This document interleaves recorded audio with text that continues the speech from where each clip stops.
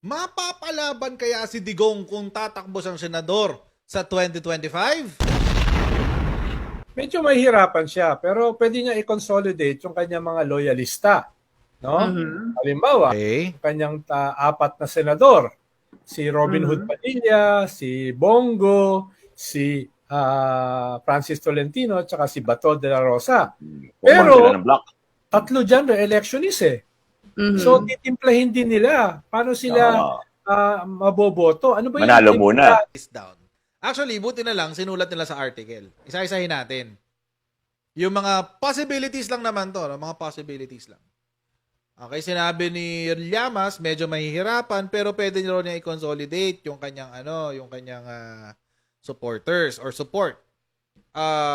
Nandiyan yung mga loyalists ni Digong, si Robin, si Bongo, Tolentino, Bato.